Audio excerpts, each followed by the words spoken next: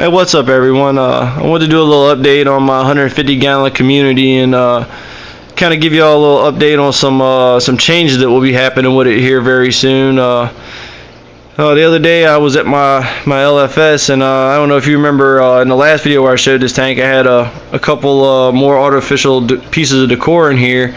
Well, I found a couple pretty good looking pieces of driftwood, that PCC down there at the end of the tank, and this other piece right here.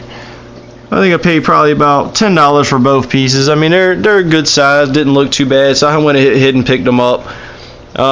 You know, me, I don't really like the artificial decor. I do use it when I have to, just like clay pots. You know, they have a purpose. I use them when absolutely necessary. I mean, you know, getting natural stuff that you like isn't an overnight process, and you know, I've been slowly switching all my tanks, get rid of any artificial stuff I have, and, you know, giving it all away to other fish keepers I know and whatnot. You know, anybody that's in need of stuff. The only artificial things I have left in this tank is this big plant right here.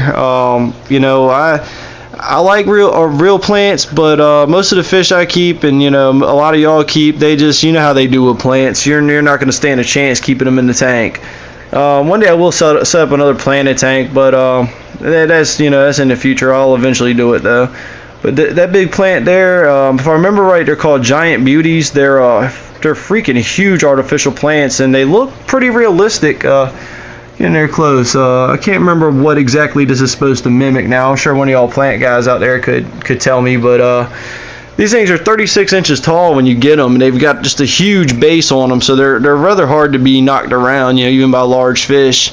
Whenever I get these things, I just cut them and, you know, shape them more or less how I want, because typically I don't want to have a 36-inch tall plant, and you know, you can more or less make them look how you want to.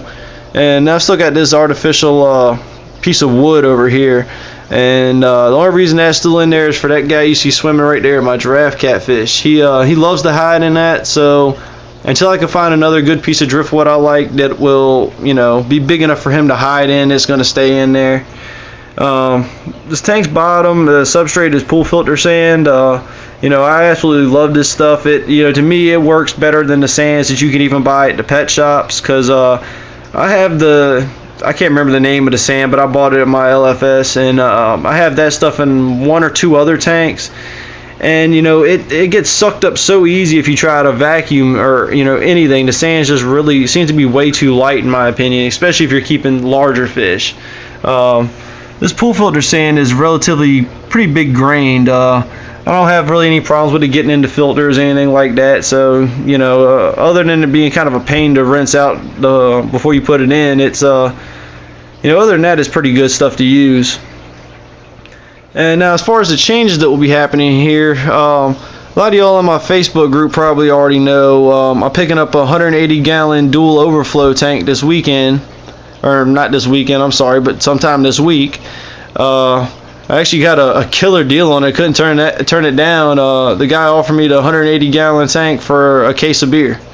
You know, how can you beat that? It does need a little work. The person that had it before, I don't know whether they drilled it themselves or what, but it does have the corner overflows, but the returns are like maybe a little bit above halfway up the tank, you know, coming through the glass to come back in, and I don't like them being there, so I'm going to close them off. I'm still going to use the overflows, but you know, if any of y'all guys out there that got more experience with the drill tanks than I do, can maybe let me know, you know, if there's a way that I could use those holes. Like I said, they're about halfway down in the water column.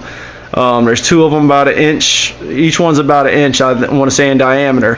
And as far as for that being a return, you know, to me, I'm skeptical on how that would work. That's my whole theory behind closing them off. Like I said, if anybody out there can offer me some advice on, you know, a way that I maybe be able to use them, or the purpose behind them being that low, you know, man, feel free, you know, give me some info.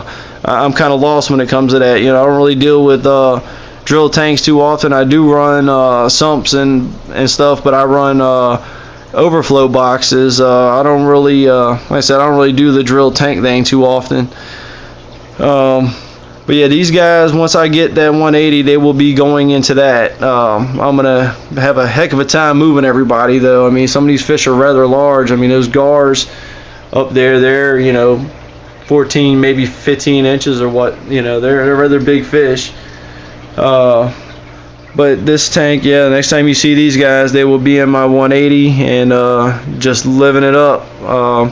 Thanks for watching, guys. I hope y'all enjoyed it. Like I said, if y'all can offer me any info on that drill tank, you know, please do. Rate, comment, subscribe, you know, whatever y'all want to do, guys. And I'll talk to y'all next time.